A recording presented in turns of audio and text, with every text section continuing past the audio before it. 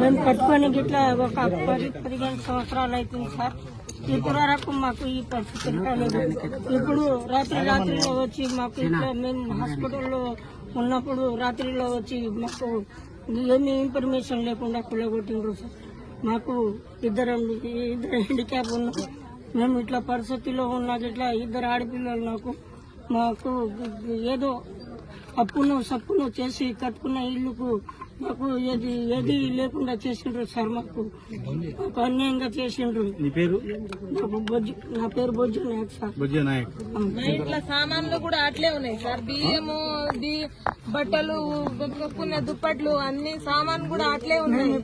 Cylinder కూడా బయటనే అట్లనే ఉన్నాయి. అన్ని సామాన్లు ఉన్నాక అన్ని అలా పల్లగొడితే ఎట్లా సార్? మాది ఏదైనా ఇన్ఫర్మేషన్ ఇచ్చి అయినా కుల్లగొట్టాలి కదా. మాకు ఇద్దరు ఆడపిల్లలే, మేము ఏడ పండుకోవాలి, ఏం చేయాలి? ఇన్ని సంవత్సరాల నుంచి రానే లేదు లెటర్, ఇప్పుడు కూడా ఇయ్యలేదు. ఇప్పుడు ఎట్లా కుల్లగొట్టిండ్రు? మాకు ఎట్లా పండుకోవాలి? మేము ఏం చేయాలి? ఏ రోడ్డు మీద పండుకోవాలన్నా, ఏడ పండుకోవాలి? పిల్లలకు స్నానానికి ఏం చేయాలి? మేము మా ఇంటి ట్యాక్స్ కూడా కట్టినా, మాకు నల్ల బిల్లు ఉంది, మాకు కరెంటు ఉంది, అన్ని ఉంది. మాది ఏంది లేనిది కూడా ఏం లేదు. ఎందుకు కుల్లగొట్టిండ్రు? మాకు అదే అర్థం అయితే లేదు. నైట్ పూట వచ్చి కుల్లగొట్టాడితే ఇది పద్ధతి కాదు.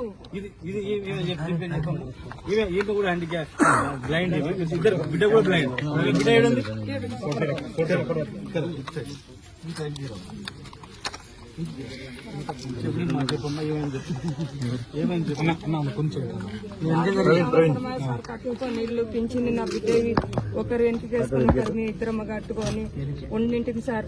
రాత్రికి వచ్చి ఏమి చెప్పకుండా పర్మిషన్ ఇవ్వకుండా మళ్ళీ బయటికి దొబ్బి అంతా దాంట్లో కూల ఓటీ పెట్టిండు సార్.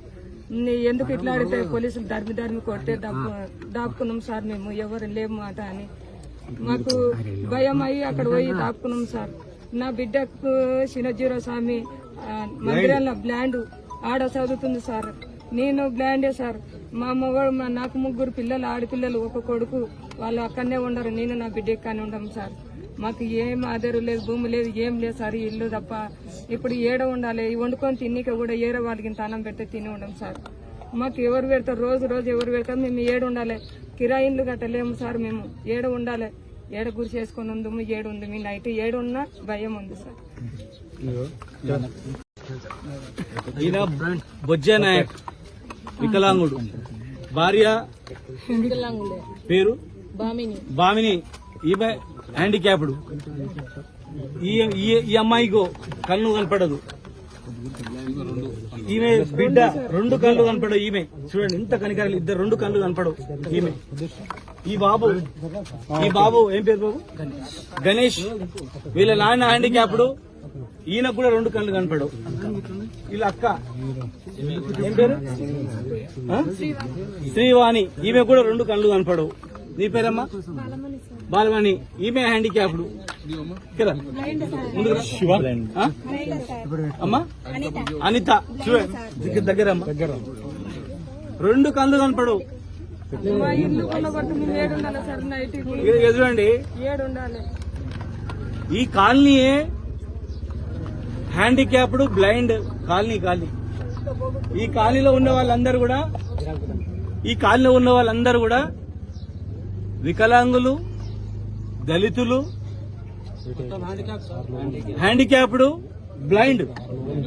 ఈమె 15 సంవత్సరాల నుంచి ఈయన ఉన్నాడు. 15 సంవత్సరాల నుంచి ఈయనకు హౌస్ ట్యాక్స్ కడుతున్నాడు, నల్ల కడుతున్నాడు. గవర్నమెంట్ నల్లలు ఇచ్చినాం, కరెంట్ ఇచ్చినాం, కరెంట్ బిల్ కడుతున్నాడు. ఈ అమ్మాయి ఇద్దరు బిడ్డలు. ఈమె బిడ్డ. కాలనీలో ఉన్న మొత్తం కూడా టోటల్ అందరు కూడా 100కు 100% బ్లైండ్, వికలాంగులు, పేద వర్గాల వాళ్ళు ఉన్నటువంటి కాలనీలో అర్ధరాత్రి 1 గంటకు ఫోన్లు గుంజుకొని జేసీబీలు పెట్టి మొత్తం గుణగొట్టిందంటే ఇదేమన్నా బంజారాస్ లో, జూబ్లీస్ లో కోటీశ్వరులు ఉండేటువంటి కోట్లాధిపతుల వీళ్ళంతా ఇంత అన్యాయమా? అసలు కనికరం ఎట్లా రాలేదు? వీళ్ళని చూస్తే ఏడు పెట్టుకు రాలేదు. వీళ్ళని చూస్తే 15 సంవత్సరాలు వీళ్ళు ఈ ఇంట్లో ఉంటే ఈ చిన్న పిల్లని ఇప్పుడు ఎక్కడ పోవాలి? ఈ చిన్న పిల్ల ఎక్కడ పోవాలా? ఇంత దారుణమా? ఇద్దరు ఆడపిల్లలు, ఈమె ఎక్కడ పడుకోవాలా? 15 సంవత్సరాలు పైసా ఈమె ఇద్దరు బిడ్డలకు 5,000 రూపాయల పెన్షన్ వస్తే 3,000 రూపాయల పెన్షన్ వస్తే 6,000 రూపాయల్లో 3,000 రూపాయల చిట్టేసి 3,000 రూపాయల ఆ వికలాంగుల పెన్షన్ ఒక పెన్షన్ దాచిపెట్టి ఇల్లు కట్టుకున్నా అని చెప్తుంది, రూమ్ వేసుకున్నా అని చెప్తుంది. మేము బతకడానికి పెన్షన్లు ఇచ్చి నీళ్లు ఇచ్చినాం, మిషన్ భగీరథ నీళ్లు ఇచ్చినాం. మేము ఒకటే అడుగుతా ఉన్నాం, ఇది ఏం కక్షలు సాధింపు చర్య అని. వికలాంగులు కనికరం లేదా? ఇక్కడ ఉన్నటువంటి దళితుల పైన కనికరం లేదా? ఎక్కడ ఇదెంత ఇంత దుర్మార్గం ఇది? ఒక 2 రూమ్లు వేసుకున్నారు, ఒక్క రూము. ఇది నిన్నమని వేసుకునే కాదు, 15 సంవత్సరాల నుంచి ఉన్నాయి వీళ్ళకు. పట్టా సర్టిఫికెట్లు కూడా ఉన్నాయి. ఒకవేళ ఇందులో ఉన్న వాళ్ళు ఎవరైనా బాగా కోటీశ్వరులు ఉన్నారనుకో, కులగొట్టండి, యాక్షన్ తీసుకోండి. ఇప్పుడు మీరు కూడా ఇండ్లు కట్టిస్తామని అన్నారు, ఇందిరమ్మ ఇండ్లు కట్టిస్తామన్నారు కదా, ఇక్కడ కట్టించి ఇందిరమ్మ పేరు పెట్టండి, ఇందిరమ్మ కాలనీ పెట్టండి, అడిషనల్ గా డబ్బులు ఇవ్వండి. వీళ్ళందరినీ కూడా గృహలక్ష్మిలో కూడా అప్లై చేసుకోండి, ఇప్పిస్తామని చెప్పినాం మేము.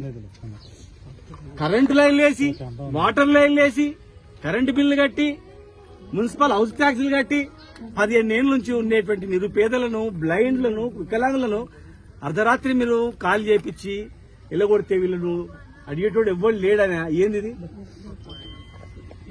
ఏంది ఇది? ఒకవేళ గవర్నమెంట్ భూమి అనుకుందాం, ఒకవేళ ప్రభుత్వ భూమి అనుకుందాం, ప్రభుత్వ భూమిలో పేదలకే కదా ఇచ్చేది. మీరు ఐడెంటిఫై చేసి వీళ్ళకు ఇండ్లు ఉన్న వాళ్ళకు ఇల్లున్నాయా, పేదోళ్ళలో కాదని మీరు వెరిఫై చేసి వాళ్ళకు పట్టాలు ఇష్యూ చేయండి, వాళ్ళకే పట్టాలు ఇష్యూ చేయండి. మరి పట్టా పేపర్లు ఇచ్చిన తర్వాత ఎందుకు కొడుతున్నారు అడుగుతా ఉన్నాం. మళ్ళీ చూడండి, ఈ పట్టాలు ఇచ్చింది కూడా కాంగ్రెస్ ప్రభుత్వంలోనే ఇచ్చింది. మరి ఇప్పుడు బాబు కాంగ్రెస్ ప్రభుత్వంలోనే పట్టాలు ఇచ్చిండ్రు.